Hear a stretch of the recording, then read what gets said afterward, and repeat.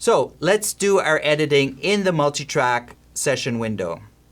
And like most programs nowadays, there's many ways to do one thing. I can use the blade tool to edit my file. To trim off the beginning slate, I choose the blade to cut the audio file right here, and then I switch back to my selector tool. I choose the slate part of this file, and I delete it with the delete key on the keyboard. Then I can move the file up to the beginning of the track. I can also use something called dynamic trimming to hide the part of the file that I don't want. This is kind of cool because I can just reveal the part I cut away just in case I need it. To do dynamic trimming, I place my mouse right here, and you'll notice that the cursor changes to the dynamic trimming icon. And then I just pull this way to hide the beginning of this file. And if I change my mind, I can always use dynamic trimming to reveal what I hid. And I can do this because I'm doing non-destructive editing.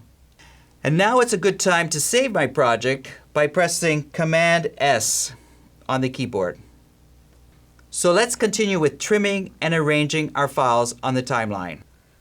Depending on the size of your computer screen, you might want to arrange all your stuff so that you aren't scrolling up and down to see all your tracks. When I'm doing a small project like this, I usually want to keep it around 4 or 5 tracks, and then use the zoom to do any precise editing. So here are my files arranged on different tracks, roughly in order. Let's play them back to get an idea of what it sounds like.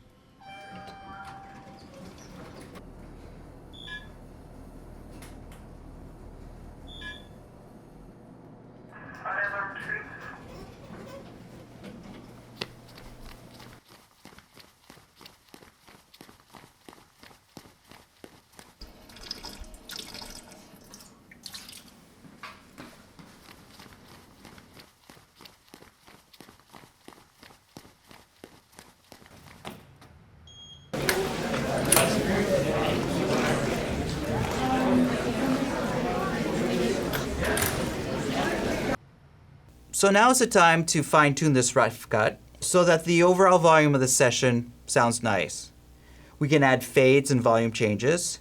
Let's fade in the first sound of running outside. It's very simple by just dragging this fade button at the top of the audio file. And why not? Let's pan the running so it sounds like it's moving across the room.